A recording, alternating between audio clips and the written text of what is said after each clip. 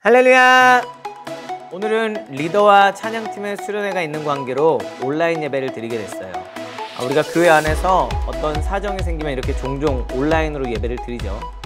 코로나 이후로 온라인 예배가 대중화되면서 온라인 예배 문화가 우리의 신앙생활에도 자연스럽게 자리를 잡은 것 같아요. 그러면서도 드는 궁금증은 과연 집에서 드리는 이 온라인 예배도 예배인가?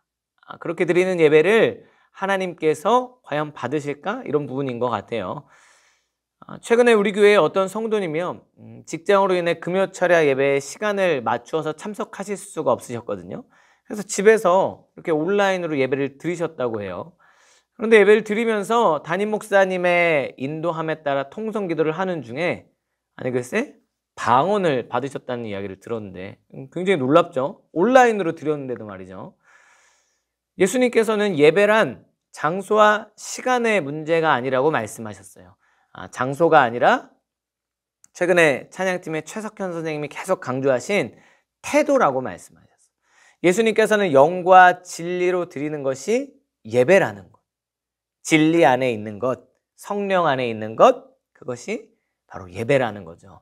그런데 온라인 예배를 드리면서 카톡을 한다거나 딴 생각을 하면 그건 예배가 아니에요. 마찬가지로 현장 예배를 드리면서도 딴 생각을 하거나 딴짓하는 것도 예배당에는 앉아있지만 그건 역시 예배가 될 수 없다는 거죠.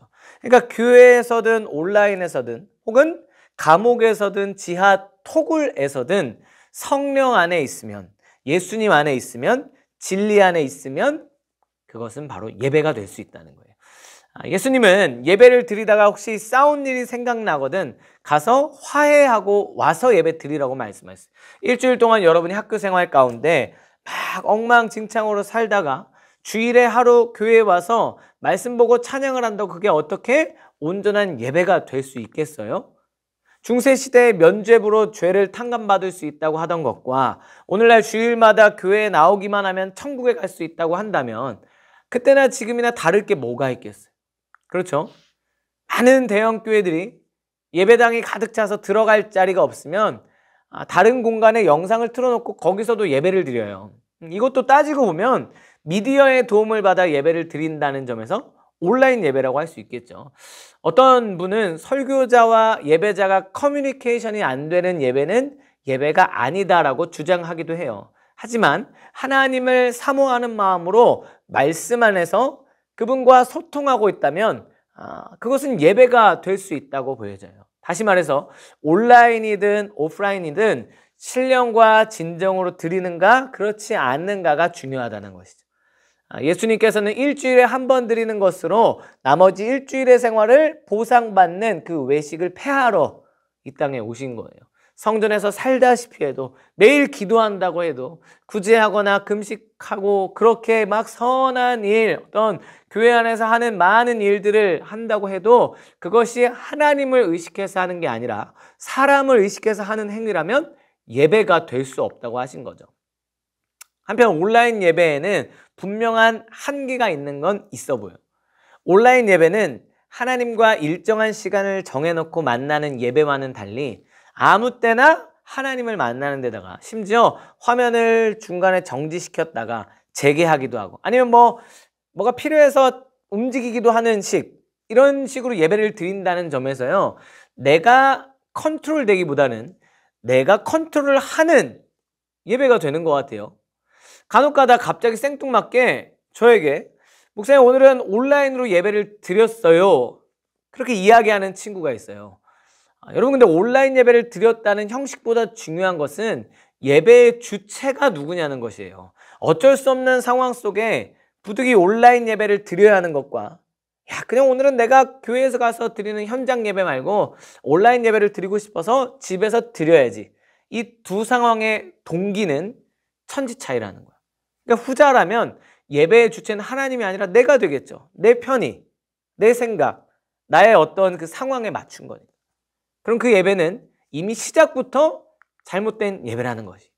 이러한 측면에서 오늘 지금 우리가 드리는 이 온라인 예배는 여러분의 어떤 자의가 아니기 때문에 이 예배의 동기 자체는 내가 아닌 점은 확실해요. 단 그것으로 끝나는 게 아니라 여러분이 지금 있는 그 자리에서 마음과 태도를 들여서 영과 진리로 예배를 드린다면 하나님께서 가장 아름답게 받으시는 예배가 될 줄로 믿습니다.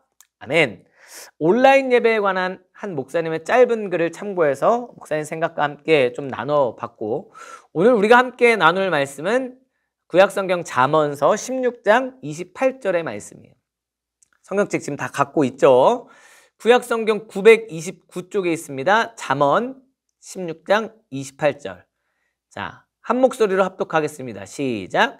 패역한 자는 다툼을 일으키고 말쟁이는 친한 벗을 이간하느니라. 아멘. 자, 오늘은 개학, 크리스천을 향한 가장 큰 유혹, 이런 제목으로 하나님의 말씀을 나누기를 원해요. 이번 주 월요일부터 이제 새로운 학년으로 개학을 하게 됐죠. 고생이 많다 얘들아. 하여튼 뭐 2달여 동안 방학으로 쉬다가 다시 학교에 가려고 하니까 어때요? 여간 힘든 일이 아니죠. 그래도 이왕 우리에게 주어진 가장 주된 일이고 또 가장 주된 환경이니까 피할 수도 없잖아요. 그러니까 여러분이 잘 적응하고 또 즐거운 학교 생활이 될 수 있도록 목사님과 선생님들이 계속해서 기도하고 있어요. 오늘 우리가 함께 나눌 말씀의 주제는 이렇게 학교 생활을 새롭게 시작하는 데 있어서 우리를 그리스도인답게 살아가지 못하게 하고 죄에 빠지게 하는 가장 큰 유혹에 대해서 한번 점검해 보려고 해요. 그것은 뭐 대단한 건 아니에요. 바로 우리의 말, 이 혀를 지키지 못하는 일.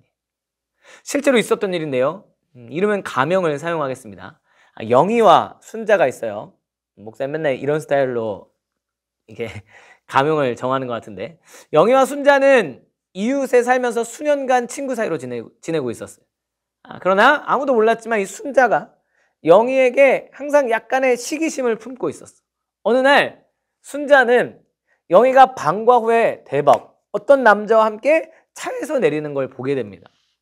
그러니까 막 순자가 호기심이 발동하는 거예요. 그래서 막 집까지 몰래 따라가 봤어요. 근데 영희와 그 이름 모를 남자 둘이 함께 영희의 집으로 들어가게 되는 걸 본 거야. 자, 모든 걸 너무 성급하게 판단한 순자는요, 야, 대박! 뭐야, 영희 얘 남친 생겼네? 그렇게 단정 지어버려요.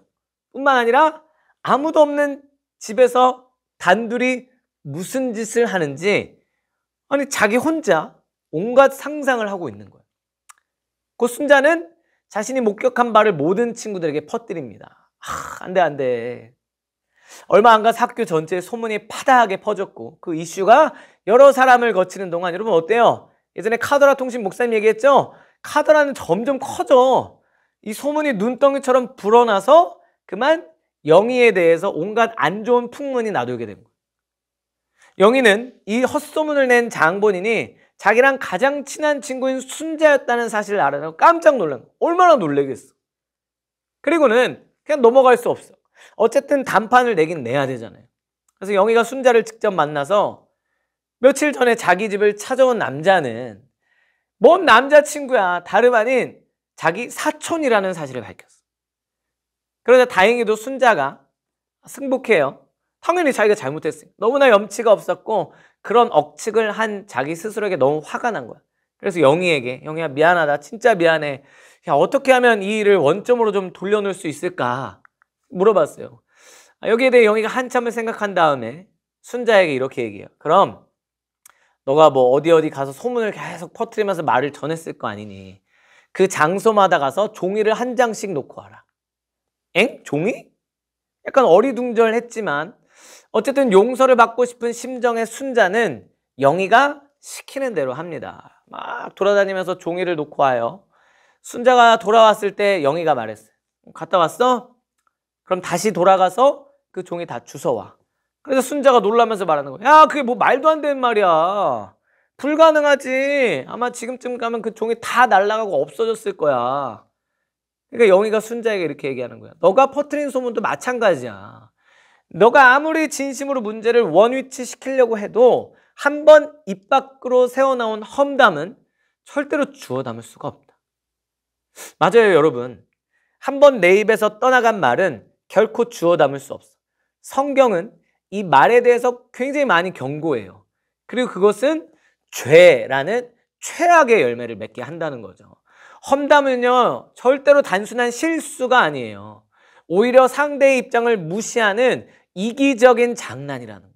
험담은 우정을 파괴하고 사람의 명예를 손상시키고 어떤 경우에는요, 진짜 막 수습이 안 되는 돌이킬 수 없는 결과를 초래하기도 해. 그런데 우리는 너무나 쉽게 남을 욕한다는 거예요. 그죠? 앞에서 하기도 하고 뒤에서 하기도 하죠. 그 일에 관한 진실 여부는 확인하지도 않고 그냥 이야기를 퍼뜨리게 될 때 막 얘기하는 거야. 그거는 곧 우리 모두가 죄를 범하는 일이라는 거예요. 기억하세요. 험담은요, 쉽게 할 수 있는 것이지만 쉽게 용납될 수는 없다. 여러분이 존중받고 이해함을 받고 용서함을 받고 싶잖아요. 그럼 여러분도 마찬가지로 상대방을 향해 그렇게 행동해야 된다는 걸 잊지 마세요. 우리가 하는 이 말에는요, 대단히 강력한 힘이 있어요. 이 혀는 우리 몸에서 지극히 작고 미미한 부분에 속할지 몰라도 그것은 상대의 모든 것을 무너뜨릴 수 있는 강력한 흉기가 될 수 있다. 혀는 말 한마디 한마디를 내뱉음으로써 상대방으로 하여금 사랑받는다는 느낌을 갖게 만들기도 하고 어떤 경우에는 상대방을 갈기갈기 찢어놓기도 해. 오죽하면 성경은 사람이 살고 죽는 것이 싸움 실력이 있다고 하지 않고 이 혀의 권세에 달려있다고 말할 정도. 이제 학교에 다시 가게 된 여러분들의 이 말에 대해서 한번 돌아보기를 원해요. 여러분의 말 한마디 한마디가 주변 친구들에게 어떤 영향을 미치고 있어요? 친구를 여러분 험담하는데 중심의 역할을 하고 계세요? 아니면 친구를 세워주는데 앞선 역할을 하고 계세요? 꼭 기억하세요. 여러분의 혀를 지키지 못하는 것은 1차적으로 그 험담을 하는 그 대상에게 상처를 주는 일이고 궁극적으로는 여러분 스스로를 서서히 죽이는 일이다. 왜 그럴까요? 그 혀로 시작된 분과 노를 통해서 통로가 되어 죄의 열매를 맺게 되고 원수 마귀가 계속해서 여러분을 사로잡아서 하나님과도 점점 멀리 떨어뜨려 놓기 때문에 새 학기를 맞이한 이 시점에 우리가 그리스도인으로서 구별되고 싶다면 성경에서 말한 소금의 역할을 감당하고 싶다면 다른 어떤 크고 대단한 일보다 우선적으로 이 말, 혀를 지키는 것부터 우리 한번 시작해 봅시다. 의지를 가지고요, 부정적인 말, 분노하며 욕하는 말, 남을 비난하는 말을 하지 않는 거예요. 원수 마귀로 하여금 들어올 수 있는 이 통로를요 아예 잠글 때 여러분의 학교 생활이 그리스도인의 모습으로 크게 달라지게 될 거예요. 마지막으로 우리 이 말씀을 큰 소리로 읽으면서 우리의 마음에 새기며 말씀을 마무리하도록 하겠습니다. 함께 읽습니다. 시작. 그러나 이제 여러분은 그 모든 것, 곧 분노와 격분과 악의와 회방과 여러분의 입에서 나오는 부끄러운 말을 버리십시오. 아멘. 기도하겠습니다. 하나님 아버지 감사합니다. 오늘 우리가 온라인 금요 예배로 짧은 시간이지만 그 중심을 주님께 올려드리며 영과 진리로 예배하였습니다. 하나님, 오늘 예배드린 우리 친구들, 하나님 어디에서 예배를 드리든지 간에 성령님께서 함께하여 주셔서 하나님 우리가 교회 안에서 드리는 것 이상의 은혜 위에 은혜를 더하여 주시옵소서. 새 학기를 시작하였습니다. 여러 가지 모양으로 힘들고 지치고 불안하고 하나님 우리가 그런 마음들이 있지만 하나님께서 주시는 힘과 성령님의 도우심으로 학교 생활을 승리하게 하시고 무엇보다 우리를 넘어뜨리는 가장 큰 유혹과 죄, 이 말, 혀를 지키는 우리 모두가 될 수 있도록 성령님께서 도와주시고 인도하여 주시옵소서. 이제는 우리를 구원하신 예수 그리스도의 은혜와 아버지 하나님의 크신 사랑과 보혜사 성령님의 함께하심과 인도하심의 은총이 오늘 새롭게 학교 생활을 시작하면서 그리스도인으로서 소금의 역할을 감당하기 위해 우리의 혀부터 지키기로 결단한 온라인으로 예배를 드리는 모든 주의 백성들 머리머리 위에 이제로부터 영원토록 함께 있을지어다. 아멘.